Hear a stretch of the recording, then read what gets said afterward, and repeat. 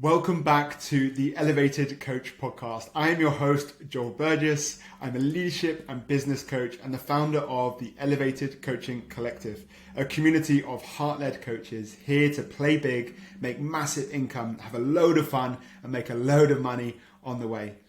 In these earlier episodes, I wanted to speak to the coaches and mentors that have had the greatest impact on me, my life, and my business. So it's such a pleasure today that I get to share this conversation with Alister Gray.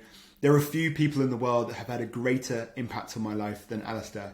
He is a beautiful man, an incredible human. He founded Mindful Talent, who have trained and qualified hundreds of coaches. In fact, that's who I trained with. Plus, more recently, he's founded a community called We Are Love. His mission is to be love and to spread love, and he really walks the walk. In this conversation, we explore the power of presence, the power of non-judgmental awareness, and the healing qualities just simply that has. We explore the power of leaning into confrontation, but centering ourselves in our heart as we do. It's such a powerful conversation, and I know you're going to get a ton from this. It's going to help you in your coaching, in your life, and in your being. Enjoy the episode and let's get stuck in. So we are away. So before I kind of thank you and introduce you a little bit, we have a tradition on this podcast that the previous podcast guest, asks the first question for each podcast. And our last guest, or my last guest, was a coach called Stephen McGee. And he has the first question for you, which is, how do you know when you're really listening to another human being? For me, the sign that you're really listening to another human being is when you enter what I would describe like a vacuum or a space with the other person where the idea of being separate to them kind of dissolves and the words that they're speaking are almost taking place within your awareness. And not from a separate entity. So the idea of subject and object dissolves and you're receiving the words and you're receiving whatever the client or the person is sharing in a way that is embodied. And like I said, the closest I can describe that is being in a vacuum with that person or in a container where there's no you or them and you're just one with them. Ah, beautiful. This kind of leads perfectly on to a little bit of an introduction into you, and I would love to actually dive into how to cultivate that, because it is a skill, it is something we can develop. But I just kind of wanted to share my first experience being on the other side of you listening to me. My first guests on this podcast are really the people that have had the greatest impact on me and my life. I wanted to almost pay it forward or pay it back and kind of flip the tables a little bit. And I remember really distinctly one of my very first sessions with you where I kind of laid it all out there, all the things that I've held shame about, all the things that I've been holding on to and holding me back. And I really remember it. I can feel some of the emotion coming up now as I say it. I really remember the non-judgment that I was met with and the space and the container that you held for me in that moment. And it's very hard to describe, but that healed me to no end. And I can't put words to it. And I would actually almost invite you to maybe try and put words to it, because that's something you do so magically. But firstly, thank you. Thank you for holding me in that space, because I'm sure we'll explore this in this conversation. You've held me in some spaces where I may have been at my darkest moments where I wanted to give in and pack it all in and kind of run and hide. So there's a massive amount of gratitude. But also, can you speak to that healing impact that just listening alone has? Yeah, first of all, Joe, we've been on a bit of a journey together. Our paths have kind of interwoven for the last, I would say, 4 or 5 years now. I would imagine it's been that long. And one, holding space for you, but also holding space for anyone and playing a small part in someone's journey is something that isn't lost on me. ever. Like there's a real sense of privilege being part of someone's journey in a way that is so intimate, and especially when that individual, in the way that you were, is open to being vulnerable and is open to allowing someone else in actually to that space with them. And so I think that the intention for me whenever I'm sitting with anyone is that they have all of me, like they have every part of me present with them. And in the times, of course, in coaching when I've not been fully present in a session, which happens, you may have other things going on that prevent you from being immersed. I can tell the difference, you can feel it. And even though the client may not feel it, you yourself come away from that experience knowing that actually full presence is on a whole different ball game. And so in the way that you described I held space for you, that's been a real intentional practice from the moment I began coaching. I recognized that if you can be present with someone with non-judgment and in full awareness and with no contamination of your own mind being present, then magic happens. And in your words, healing can occur. And that's been my experience. And I began recognizing the power of just being with someone. I say just, not to diminish it, but to place emphasis on you don't have to do anything more than being. And if you can learn to be with someone, whether that's as a coach, a friend, a partner, a parent, and you can be with them without judgment, and you can listen with every part of your being, then transformation and change will occur quite naturally. And so I've found that the less I do and the more I be, the greater the impact on the other person.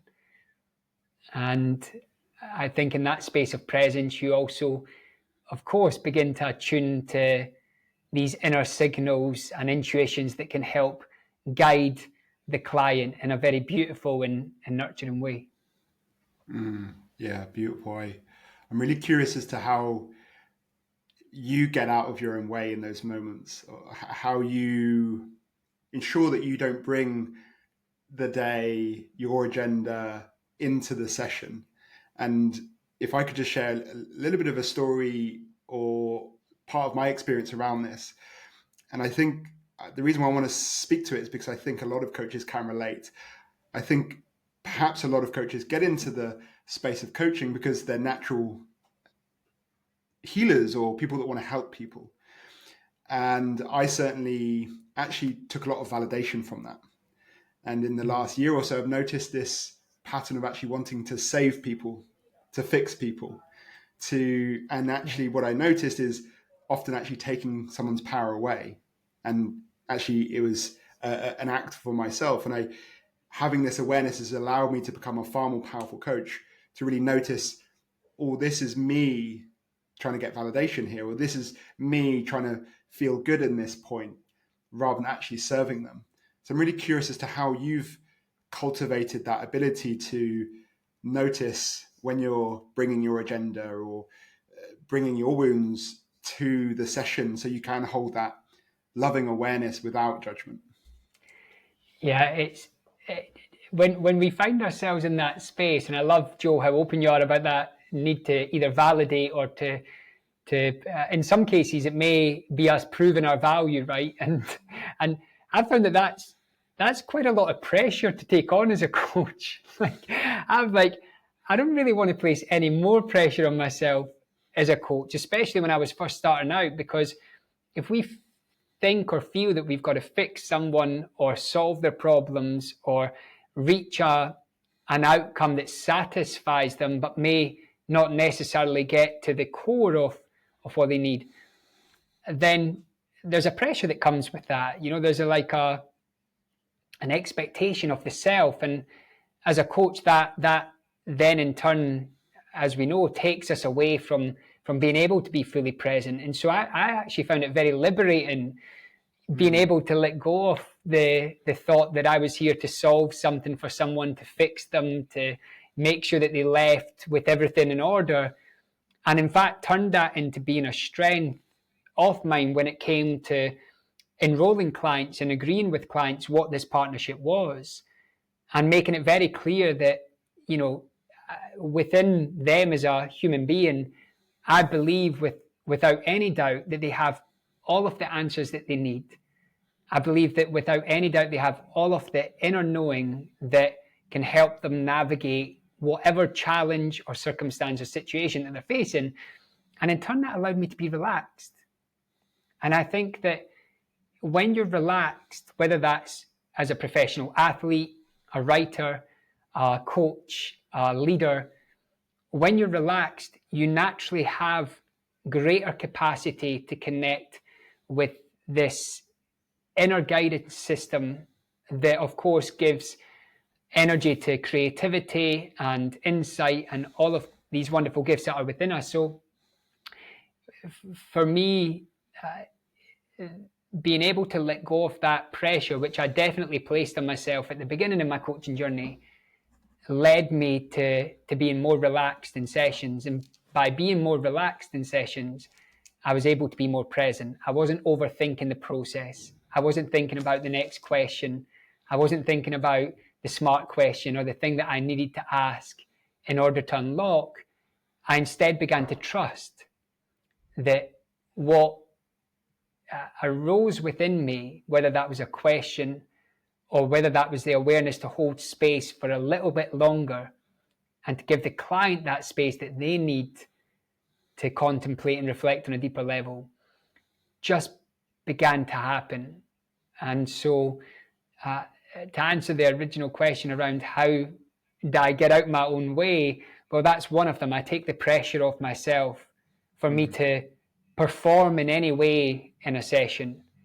And alongside that, I also cultivate an inner environment in me prior to the session. So even before this podcast, I did a 14-minute meditation, to get me into this space where I'm fully present with you, Joel. And I'll do that before every client session, whether it's 14 minutes, 10 minutes, 5 minutes. There's a period of time where I say, okay, now I'm going into my zone of presence. And that's supported by a wider practice, of course, as you know, which is usually a morning meditation and an evening meditation on my part. But life itself has become a meditation for me. And I think it, for any coach that's starting out, I think some kind of practice that enables you to drop into what I would describe as your essential nature, that place of presence within you, will only heighten and amplify the experience that your coachees have with you. Yeah. Beautiful. I'm really curious as to what you do in the moments when the mind gets in the way. This is why I kind of see coaching as the greatest job in the world, because it is a big meditation. Yeah. A coaching session is an hour-long meditation where you're noticing the mind, coming back to the body, whatever tool you have in your in that moment. But it is the ultimate meditation. And I'm really curious as to what you do in those moments where you do notice the mind and how you come back into the body. And just to add to that question, you talk of this inner, I can't remember the exact words. Essential nature. The essential nature, this inner knowing. How does that appear to you in a coaching session? Yeah, first of all, I love that you describe a coaching session as a meditation, because that is how I actually feel about my coaching sessions, that when you step into that arena with a client, you're stepping into a space of awareness with them. And if we bring it back to that idea of a non-judgmental approach, well, awareness itself is non-judgmental. And what that means is that whatever arises in that space is welcome. So whether that's what arises in the client or what arises in me, as long as it knows it's welcome, but also that we don't have to give our attention to everything. And so, to answer your question, if my mind comes in or my mind wanders, if you're able to notice that, then that can be without taking your presence or attention away from the client. And the difficulty I think that most coaches will face, and especially when we're beginning, is that the thoughts that arise may be around what should I ask, or how can, or how can I ask a question, or what question should I think of next. And if you're able to allow these things to arise, but bring yourself back in to presence with the client and to listen and to be present within your body, then those things can come and go much in the same way that clouds would come into the sky and float on by if you allow them to. And so I think over time, the reason that I say a meditation practice or some kind of awareness practice is essential for a coach is because it allows things to be occurring in that space that don't necessarily take your attention away from the client, while simultaneously being aware of prompts, inner prompts, and intuitions that arise, and knowing when those are coming from a deeper space of knowing that can help you guide the session. And so in some instances that may be that a question arises without any thought. It just emerges into that space of awareness. And in that moment, you can make the choice, do I ask this question now or do I hold? And then if you hold, you may find that something else emerges for the client. And quite often I've had this experience where a question will arise and my intuition is to hold it and give the client more space. And what's interesting is the client goes on to answer that question without me even asking the question. So I hope that answers the question, but it's this awareness allows you to notice your own activity of the mind and to discern whether that is something that is going to be useful or not. And that happens in a moment. And then equally, if it's not something that's useful, to recenter yourself into the space with the client. And I think the more you're recentered with the client, the less of those more distracting thoughts arise, and the more you begin to tune into this intuition. And that's often an emergence of something that feels very natural and something that is often unplanned. Yeah, beautiful. The coaching is such they say that in the Tao Te Ching, the Tao that can be named is not the Tao. And I think almost it's like coaching. Describe a great coaching session. It's very hard to unpack sometimes because it's so much in the unknown. It's so much in this space of possibility. Stephen McGee calls it the portal of possibility. And you mentioned this entering this space of awareness. And it is this third space that you create between when two people get truly present. And I remember I did your qualification at the Transformational Coach, and it was sort of this mind-blowing moment where it's like, yeah, everything that we've just learned, just forget it. It's such a paradox, right? You learn all these tools, you go through a 6-month program to learn all these tools and questions and Socratic questions and things like this that are incredibly powerful, and you see the power of them. You practice them and you see the power of them. But then really a truly powerful coaching session comes from letting it all go. And absolutely. Really for me, it's like trusting in the breath. Whenever I notice them in my mind, it's like you're just one breath away from being really present to another human and following and truly trusting that. And I think that's why all coaches really do need to cultivate some mindfulness practice, some meditation practice where they build this trust in the breath. Yeah. Yeah, but what you've shared is so powerful, Joe, because there might be coaches listening to this who are just starting out or who are new to it, and you're learning all these models. And, we love an acronym in coaching, right? So you've got like all these models, different question types that you can ask. And what's typical, and this was true for me, and having, we guided 600 students to a professional qualification through our academy.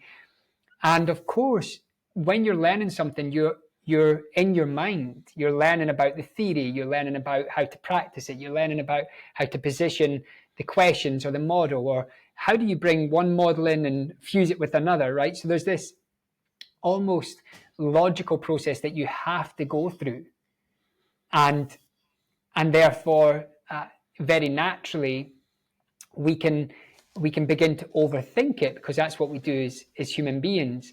And what you shared about the breath is such an amazing way to bring yourself back into presence in a session if the mind is overthinking. And if a coach is in a session and they find themselves overthinking what to say next, or what to do next, or where to take the client next, breath is an amazing way to center ourselves back in the now. And I remember many of our coaches would say, what if you get to a point in a session where you don't know what to do, or what to ask, or where to go?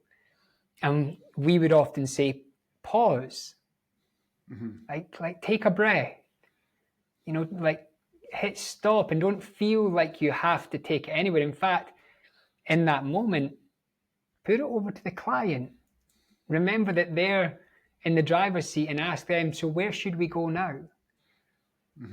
And I think that breath that you mentioned is such a powerful tool for a coach, especially that maybe starting out and who gets to that point in a session where they think, oh, I don't know where to go now, or I don't know what to ask, or I don't know what to say, or I feel stuck. Just take the breath, come into the now, and put it back over to the client. And I think the more and more confident and comfortable we become as a coach, to pause, to breathe, to know that we don't have to fill all of the space with words, and then to invite the client into that space with you, where you turn your confusion of where to go next into a prompt or an invitation for the client to take the session forward. And I think it's beautiful, because in that moment, so many things are happening. You're showing your trust in that person. You're showing them that you're ready for them to lead the way, but you're also demonstrating that you're happy to sit in that space of not knowing. And much in the same way that you described earlier, the process of letting go of all the models and the questions. I always remember in our coaching course saying to people, now just forget everything we've taught you. And they're like, what do you mean? What do you mean we've learned all this?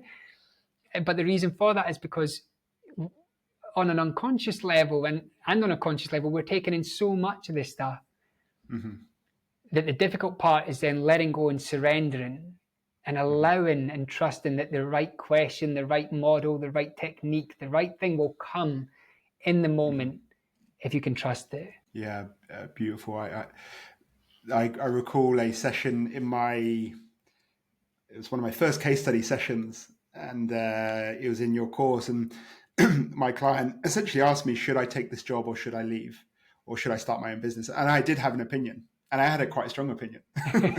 And she asked me, what do you think I should do? And I paused, and I really wanted to answer. I said, I don't know. And she really found it frustrating. She wanted me to tell her. I said, I don't know. And then 2 months later, or 2 weeks later, she said, thank you so much for not telling me, or not giving your opinion.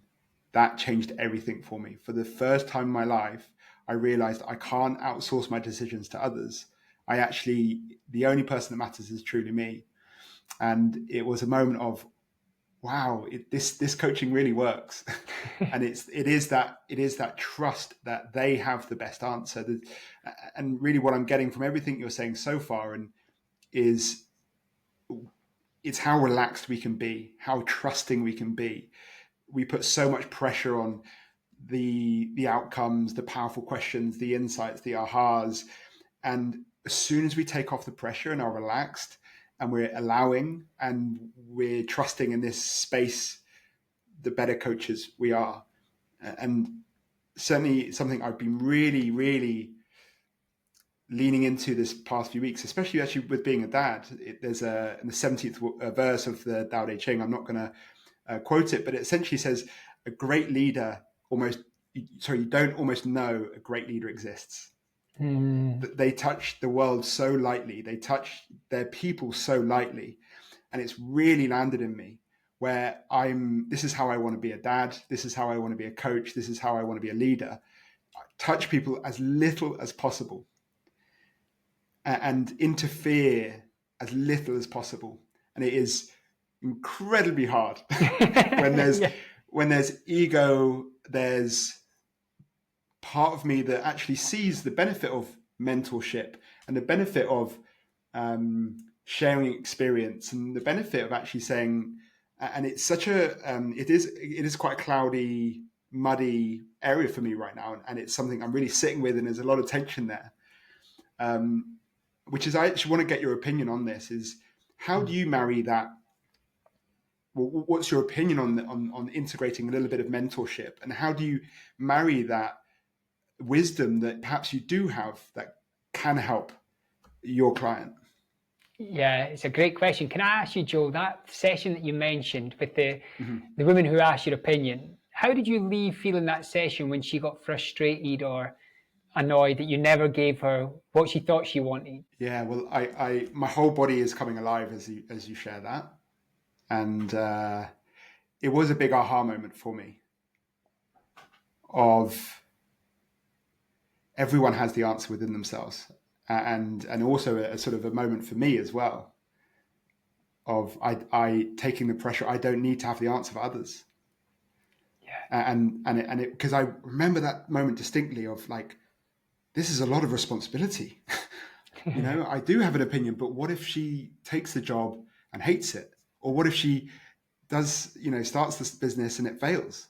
And I was just all this pressure, and I don't know. And it's like this, well, I don't actually need to know. and the beautiful thing is, my guess is that sometimes if a client seeks your opinion in the way that she did, and you don't give her what she needs, and they maybe get upset, or you can tell there's a resistance that's present. I remember having that as a new coach, and I'd leave the session and I'd think, was that a terrible session? Like, are they going to come back? Are they going to want to work with me? Did I give them what they needed? And then I'd question it, and I would go to my mentor, Michelle, and I'd say, I think it was a terrible session. They were really upset when they left. And Michelle would say, just wait and see, Ali, what happens. Yes. And I love how in that instance, you told the story where she came back and said, that was the most powerful thing you could have done, because you gave me the autonomy and the agency to make the decision for myself. And I wanted to capture that moment, Joe, because there might be coaches listening to this who come away from a session thinking that was a terrible session, because our mind will do that. Or that was, I wasn't at my best, or I never asked the right question, or I asked the question too quickly. But if you can come to trust that what happens in a session is exactly what is meant to happen in a session, you often find that the client comes back 2 weeks later, and that's been their most powerful experience. And so I just wanted to capture it because I thought it was really powerful what you shared there. And it's such a common experience that I've witnessed with coaches, and especially new coaches who are starting out as well. Excuse me for interrupting the show, but I wanted to ask you, have you subscribed yet? I ask because this is a brand new podcast, and it will really help me out in my mission to spread coaching as far and wide as possible. I truly believe that coaching can change the world, and your simple subscription helps me out more than you realize. So thank you for your help in advance. And if you feel like this episode might help a friend out or another coach, then go ahead and share it. Thanks in advance, and let's get back into the show. Totally. And it does bring up that memory of, I just to speak to this very, very quickly, I think something that's made me a far more powerful coach is being okay in conflict. And conflict has been something I've always avoided for most of my life. I'm sort of a nice guy, people pleaser. And I went on a retreat where there was a whole day essentially dedicated to conflict. And it's made me an infinitely more powerful coach, because no longer am I trying to please. I'm trying to serve. And sometimes that does mean conflict or perceived conflict to the mind and the body. But it's why it's been such a powerful journey for me, this, because that was, in that moment, I do remember in my body, that was a conflict. Yeah, you're like, oh no, they're resisting this moment. What does that mean? Do they not like me, or will they not appreciate the session? It's powerful when you can sit with that resistance that's present, because it's often the resistance that becomes the teacher for the individual, that awakens something new within them. And I think what's important is recognizing that the insight may not happen in the session. It may happen in between the session and your next session. It may happen 2 weeks down the line, 2 months down the line, but where something emerges within their own awareness and they say, So I think what you share around being able to sit with that perceived conflict or that resistance with a client and to hold that in love and awareness, to be okay with that, is really difficult to master as a coach. But the more and more we can be with that, the more we are helping our client to also be with whatever is emerging for them. Yeah, I love that share, Joe. Stephen McGee, who was on the previous podcast, he said, if I can say anything, if it comes from love. And I think it's where is this coming from? And I think just checking in, sometimes it's the how, but actually, where's this coming from? Is this coming from a place of wanting to prove myself or be liked, or is this coming from love? Like, actually, and sometimes the direct, speaking direct to their heart is the thing that they need to hear. And if it comes from love, if it comes from the heart, could you talk to that a little bit and how you hold that and follow it? Yeah, I love what Stephen shared, because I think that if you can hold your client in love, that anything that is explored together, love has a capacity to hold it all. So whether that is an intense anger, frustration that emerges in a session, whether that is an emotion that is intense that the client maybe hasn't had space to even process in their everyday life, whether that's a resistance or a situation where the client feels like the fight or flight coming on because of something that you may have asked or something you may have observed and shared with them, if you can hold all of that in love and they can feel your compassion, I mean, it's such a beautiful and transformative experience for anyone to be held in unconditional love and acceptance. A bit like when you described at the beginning of our session, the coaching sessions that you and I had, there was nothing other than unconditional love and acceptance from me, which is why you felt there was no judgment. And I think I may have even shared with you, or I certainly do with clients quite often, I say there's nothing that you can share with me today that won't be met with unconditional love. And if a client feels safe in that container, then they're going to be able to process on a whole different level.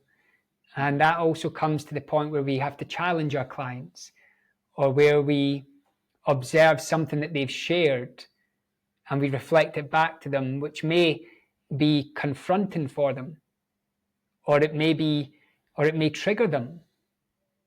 But if said with love, and if that container is already created, and the understanding from the client and from you is that this space of awareness is unconditionally accepting and loving of you, then even if you ask something direct, even if you challenge, even if you observe something that feels triggering, love has the capacity to hold it all. And I remember once on a training session for the transformational coach saying, there was about 60 students on the call, and I said, fall in love with your clients. And I remember Larry saying, Ali, like, might they misinterpret what you mean by that? And I was like, no, what I mean is love is the container. Fall into that space of oneness with a client, and you will have such a beautiful journey, and your client will transform from the inside out. There's no doubt in my mind about that. Yeah, totally. I want to change gears a little bit, because I want to explore talk about soul's purpose and strategy, the tension between the two. Before I go there, I wanted to ask, who has been the Alister for you? So you've had a huge impact on my life, and you mentioned a small part of my life, and it's probably grander and bigger than you actually realize. Marissa, my wife, and I, we joke. You know, I used to have a bracelet that said WWJD, what would Jesus do? As a Christian when I was younger, and we used to joke, we should get bracelets that says WWAD, what would Alister do? And she would always pull it up with me if I was maybe a little bit short with her, and she said WWAD. And we kind of joke, because obviously we know you're not perfect, but you're a huge inspiration. Far from it. Yeah, of course, and which is why I hugely respect and feel inspired by you. But who is the WW-D in your life, and who's been that influence on you? Do you know that there's a few people that have had a big influence in especially in the coaching world? Michelle Armstrong was my mentor, who subsequently became my co-founder at Mindful Talent Coaching Academy, and subsequently became just a dear friend and a great friend of mine. And I think what I learned from Michelle was really the true art of coaching. You know, Michelle coached and taught coaching in she was a purist. You know, if you follow sports, boxing fans will often talk about the purists. And for me, Michelle is a purist when it comes to coaching. You know, the coach is there to guide and to hold space, but the client, it's always their agenda. And this comes a little bit back to your question around coaching and mentoring. You know, what Michelle taught me was pure coaching.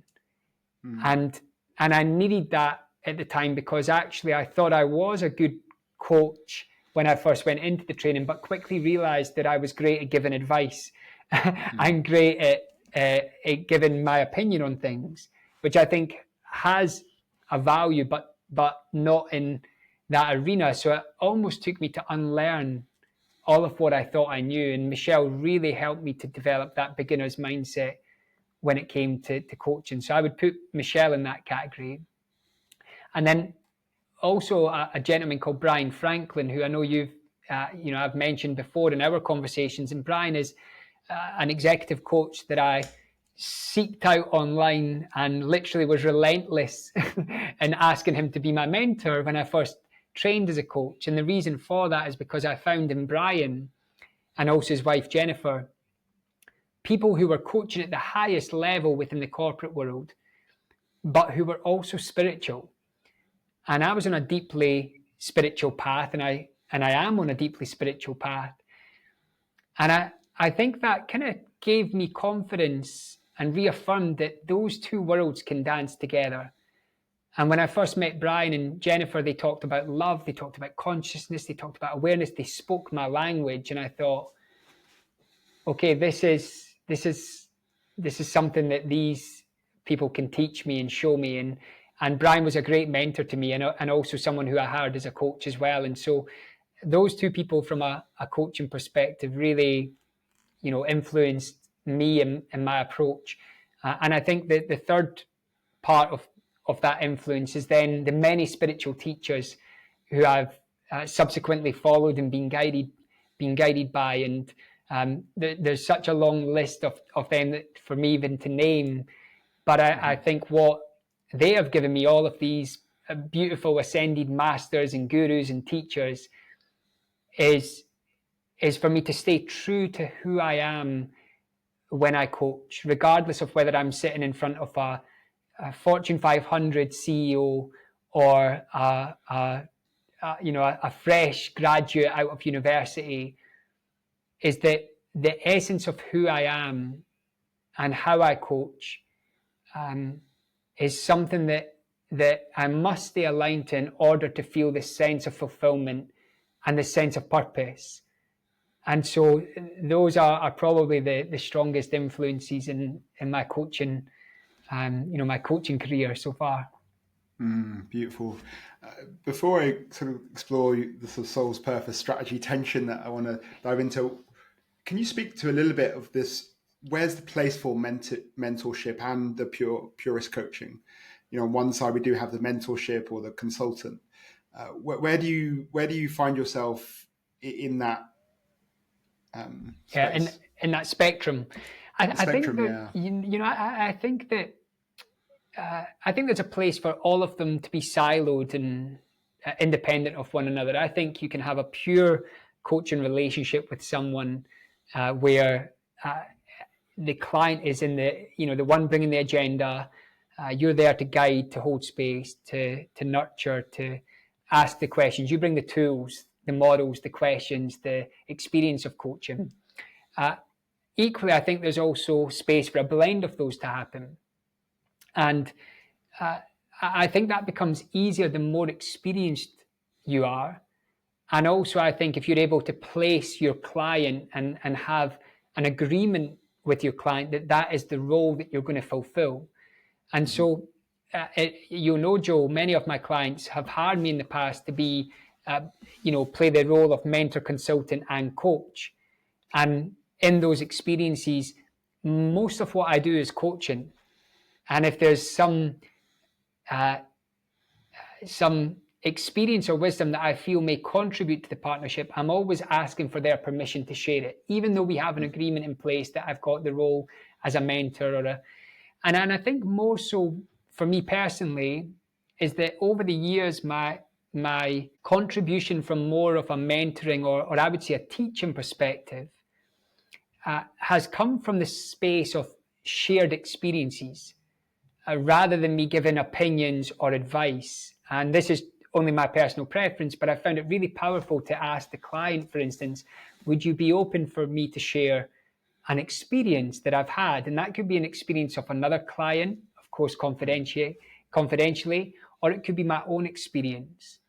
And that's not placed as advice, which I'd often say, this is not advice, but it's an experience that I've had that may give insight.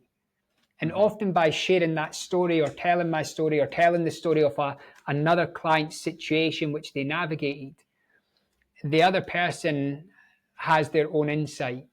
The other person hears their own story within that story, and ideas begin to form or insights begin to emerge. And so I've found that my method, most of the time, if there's a request from the client to mentor, teach, and coach simultaneously, a lot of the time I'm using shared experiences or stories that help the client to join the dots themselves. And again, those are offered without any expectation on my side of the client to take a specific action. And I think that's the key, is having that non-attached with zero expectation of how the client's going to respond to a shared experience or a story. So that would be my take on the emergence of those things. Totally. I feel that distinction of sharing experiences, not opinions, is, they say opinions are cheap, right? I think, so I totally, one thing I do is essentially allow my client to get as far as they can on their own. And often towards the end of a call, I'll ask for that permission. Would it be okay to share my experience in a similar situation? So they've gone as far as they can on their own. And sometimes it's just, as you say, sharing your experience, that they pick up parts and they see parts of themselves in that story. I love that. I was going to say, and that's beautiful coaching. I think the key part that we're also putting a double score underneath is that permission.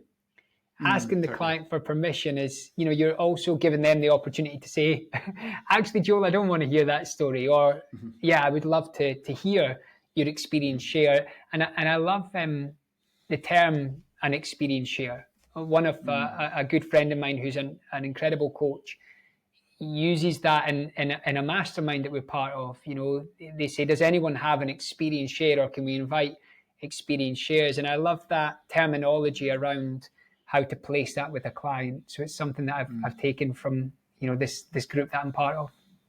I love that.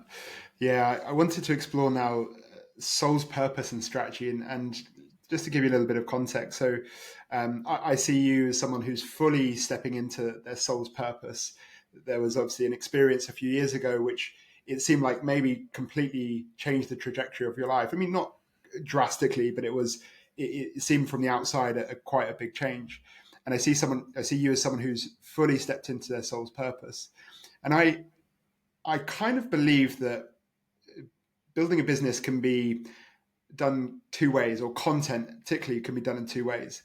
There can be strategy, where we think of hooks and understanding the audience and speaking to the pain point. And the truth is it works. There's many very successful copywriters and marketeers. And then there's another way, which is just speaking totally from the heart without any strategy almost. And it's an assumption that I've made, where I've perhaps put you in that second bucket. I've seen you on Instagram, where it seems to me that you're turning up every day on your talk, and you're sharing so beautifully, just from total intuition and total presence and inspiration. And I really see it as coming from inspiration. And I'm curious, actually, is there strategy? and where does that fit in when you're following your soul's purpose, and that dance of stepping into the soul's purpose, which there can be tension from where you were originally going, and how to navigate that with strategy. And I know there's a lot of questions mixed in that, but no, it's great. It's for me, what I'm hearing, Joel, is where's the intersection between the mind and the heart? Yes. Yeah, or where's the intersection between the logical thinking mind and the soul, or the expression of that highest self, or that part of you that feels called towards a specific message or mission or purpose. And the way that I would answer that is that I'm really fortunate. I feel blessed in the sense that my background was entrepreneurship. I know and understand business, and it's something that came very naturally to me, actually. It's something that from a very young age, I mean, you hear these stories a lot from entrepreneurs, but it's a true story. When I was 10 or 11 years old, we just moved house, and I ended up forming a friendship with like three boys who lived in my stairwell and the opposite stairwell. And I remember at that age saying, we got to earn some money. So we set up a car washing business, and the neighbour above owned a taxi. And so I'd go knock his door and say, hey, can we wash your car? And he said, do it every day. And it turned out that I was kind of the leader of this setup, right? And so from a very young age, I was entrepreneurial, and I was always looking for opportunity. And my career prior to coaching was in the corporate world, and I worked for startups, and I worked for mid-sized companies as well. But I learned a lot about business, and I learned a lot about structure and strategy, and also a large part of my background was new business development and sales. So I also understood how to sell and how to understand a customer, where they're at on their buying cycle, and what would appeal to them. But I was also an individual who's also had integrity throughout my whole career. And so I was always looking for the best outcome, whether that was for a customer or a client, in the various roles that I had. And I share that with you because what I've found now is that I've found my purpose and passion. And that is teaching about consciousness, awareness. It's teaching about love, what I would describe as our essential nature. And it's helping to guide people into a space within themselves where they can recognize the wholeness of who they are, and enabling people to open up their hearts. So this is the purpose and the passion. And I can say without any doubt that this is coming from the purest part within me. This is coming from the deepest part of my being. It's coming from the space within me that I know this is my purpose in life. I know this is my life's work. And now I'm saying, okay, well, if this is my life's work, and this is what I feel called to do, this is how I feel called to serve in the world, then I'm going to take what I've learned from business and strategy and use that to elevate this mission, use this to reach and impact as many people as possible. And I can do so with full integrity around what I'm creating and how I'm using what I know from a strategy perspective but in aid of the greater good. And so my experience is that if you feel called to serve, to teach, to help others, to create a better world in some way, shape, or form, then learning strategy and business is also an essential part for you to fulfill that mission. And that can come in a variety of forms, but I really feel that if you can merge the two worlds together, and like I said, find the intersection between the head and the heart, then you have a winning combination. And, you know, a lot of new coaches, as you'll know, Joe, find it difficult to marry those two together.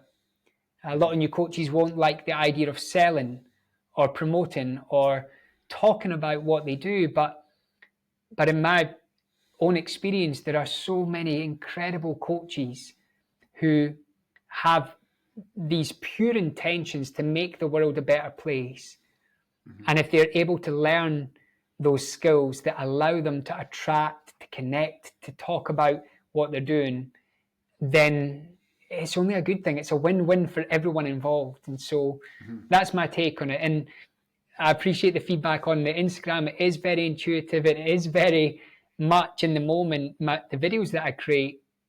But there's also, if you go through my Instagram, there's also calls to action.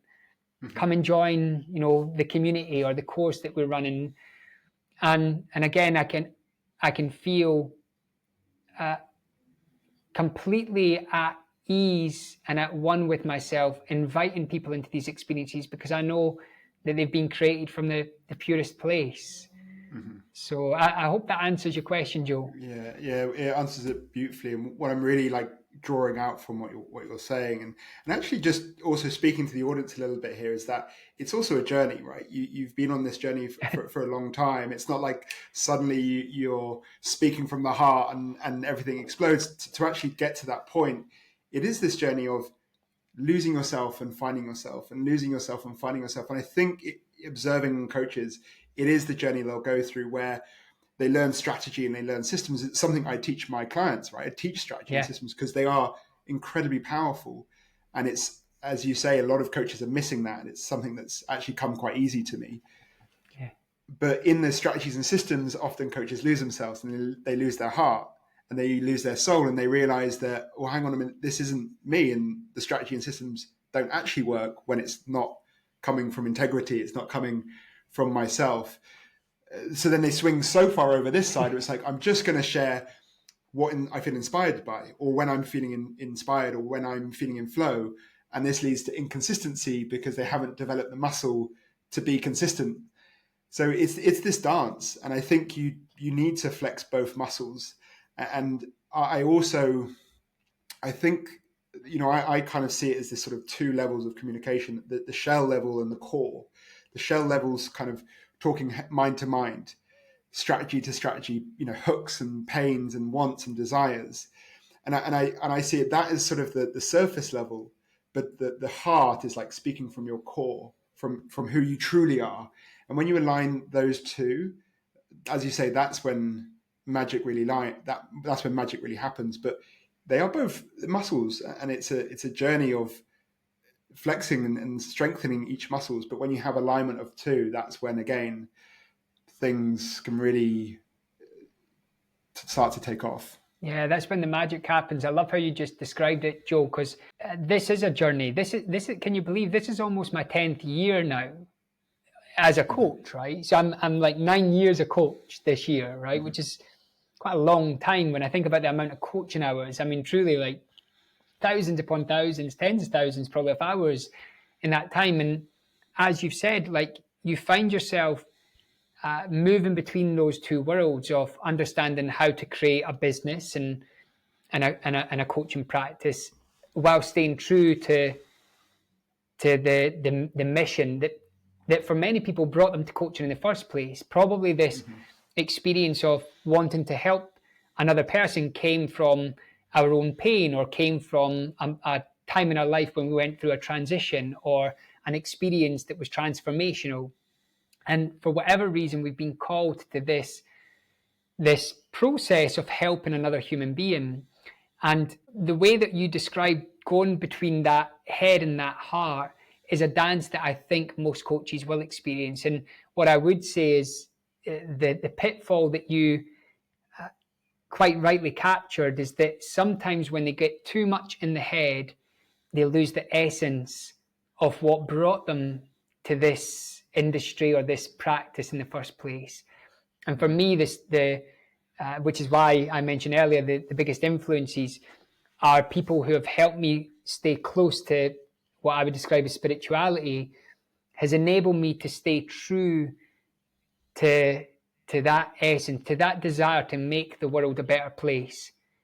And so any coaches that are listening to this, if you feel like you've lost your way or you're getting too caught up in the mind, or to know that to return back to that mission and that purpose is, it can happen right now in this moment. It can be a realignment, but not to throw away the other stuff. And if you can begin to learn to bring those two worlds together in the way that you described, Joel, then true magic does happen. Yeah, beautiful.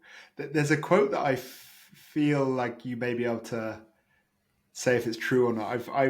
I feel like I heard it maybe from you, and it's a Buddhist quote that goes something like, sometimes you must teach a man a lie before he's ready for the truth. And I felt it with actually the men's work that I did. And I think there is this dance of this balance of sometimes we are living something or learning something that actually feels in tension to the thing that we're teaching. But if we start to share the thing that we're learning but not living yet, there can be incongruence, and it doesn't. There's not that alignment between the head and the heart because we're not living it. Yeah. And I think there's such a conflict and I certainly experienced it where I was helping men wake up earlier, and that was my core message: morning routines and discipline and consistency and all these things. But I actually knew a deeper truth, which was emotional awareness, connection to your heart, presence, vulnerability. And this is what I knew these men needed, but it's not what they wanted. They wanted the discipline and the consistency. And it was a cost that I was actually very intentional. It was a cost I was actually willing to pay, because I knew that was how I brought these men into this journey, kind of meet them where they're at. This, the whole sell them what they want, give them what they need. Yeah. And I think there is this real tension with content and marketing, which I think is a whole kind of worms. Whole nother podcast. A whole nother podcast alone. And I want to kind of come to just a few quickfire questions. But before I do, there was two analogies that I really wanted to share because they've stayed with me so much, and I've shared them with my clients and quoted your name. And there's an analogy of that we're like a sports car. You can drive the sports car with unleaded petrol, and it will get from point A to point B, and it actually goes quite far. That's like driving yourself with fear. But then we could drive this or fuel this sports car with nitric oxide and super unleaded and the best fuel in the world, and it will get you from point A to point C far quicker and far further. And that's something I've observed in you. This suddenly, like, you're doing incredible things with the transformational coach and the mindful talent, you still are, but then there's this higher level of when you really step into the soul's purpose and fully surrender. And I know this is a very big question, which I would love you just to share a little bit about how you surrendered. And it kind of draws me to my second analogy, which I often use, which is when we know something, we say it and we end it with a full stop. Like, I know, full stop. I don't remember if you remember sharing this. Yeah. And then when we don't know something, we end it with a comma and we try and force in an answer. But actually, when you don't know something, you don't know. So the question, I know it's a big one, how do you navigate this unknown? Because I can only imagine the tension that you've been through of starting this new journey. How do you hold yourself in the unknown? Because really that's that's where the magic lies, right? Is in the unknown and surrendering to your soul's path, and cautious of your time as well. No, it's a great question. You mentioned you had an experience a couple of years ago where you seen from the outside a change, right? There was a change in probably how I was showing up. My Instagram is a great example of that. I think I had around 7,000 followers at the time, and last year just it grew in a way that I could not have imagined without any external help. I had people messaging me saying, "Who's doing your Instagram marketing?" And I was like, nobody. I'm just putting up a video every day. But what I began doing, Joel, was I made a commitment at the beginning of 2023 to post every day a video.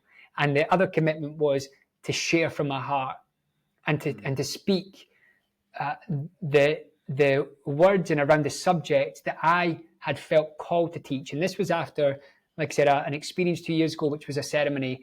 And in that ceremony, I realized that my mission in life was to be love. And in that experience, it was in no uncertain terms shared with me to do not dim your light for anyone. Be love. Share your message of love with others. Share your message of the subjects that you know awaken love within people's hearts. And so after that experience, I made a commitment to that calling.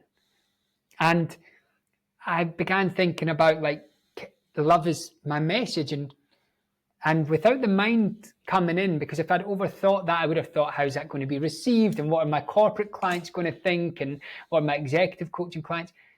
So I kind of overcame that immediately by leaving all my executive clients a message of love, like expressing how much I loved them. And I mean, this was like an emotional message, like immediately after the ceremony I'd started, and I was still very much in the ceremony energy.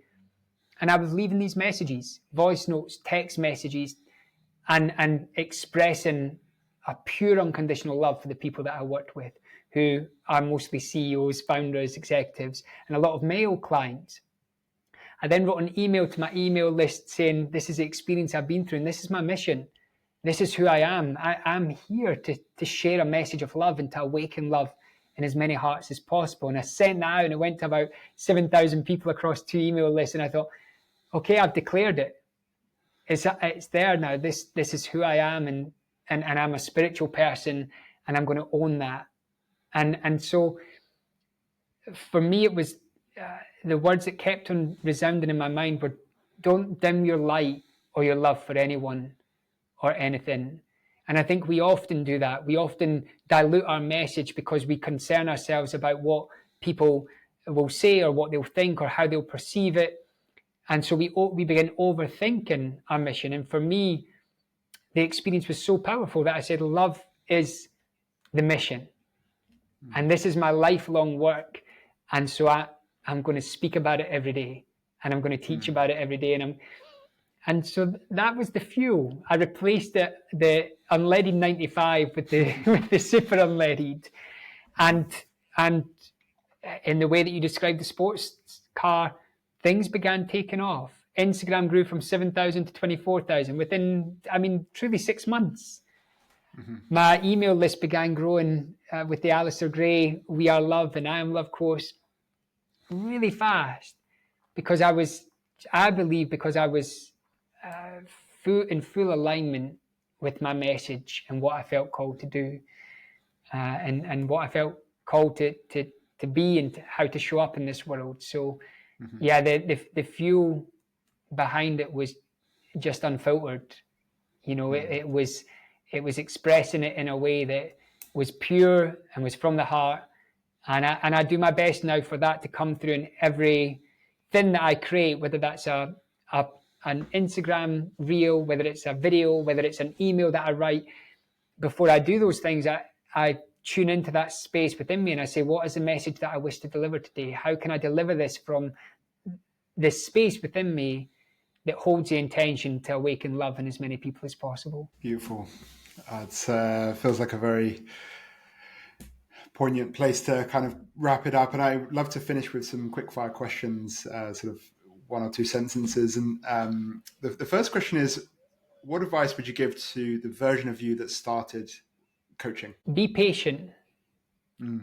know that your coaching practice will change and evolve as you change and evolve, and embrace all of those evolutions and allow whatever is in your heart to be expressed without any limitation. And secondly, what advice would your 6-year-old version of yourself give you now?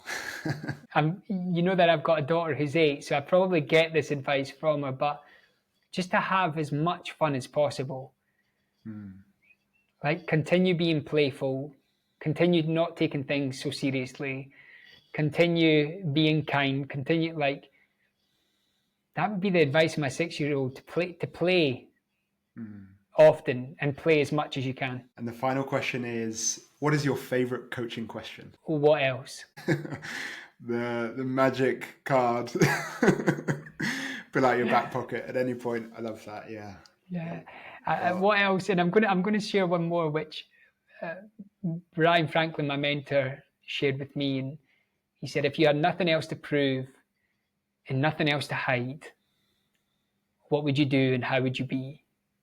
And I love that question. If you had nothing else to hide and nothing else to prove, what would you do? Alister, it's been such a pleasure. I'm truly so grateful for your influence on me, and I genuinely wouldn't be half the man I am now without your presence. And yeah, really from the bottom of my heart, I want to thank you so much. So yeah, thank you. Listen, Joe, what a pleasure it is, and I'm going to make up some of those bracelets and ship them out to you and Marissa. I think we've got a new income stream for the business. There, yeah. No, listen, thank you so much, and I love what you're doing. I love how you're supporting coaches. I think it's an essential part of more coaches being able to create the impact in the world that they are, and it's been such a blessing to be part of your journey, and also Marissa's as well. So please send my love to the family. Thank you so much. Thank you for listening to today's episode. Just stay with me for one more minute because I have 2 things to share. The first is, if you're looking for support in growing your coaching business and becoming more powerful in your coaching, then go ahead and join my free community. The link is below. And then secondly, if you enjoyed today's episode, please go ahead and leave a review on whatever platform you're on. Again, this helps me out more than you know, and it's truly my mission to spread coaching as far and wide as possible, because I really believe that coaching can change the world. And your review, your subscription, your like goes so far in helping me in that mission. Thank you so much, and I'll see you in the next episode. I've got some amazing guests planned, so keep your eyes and your ears peeled. See you very soon.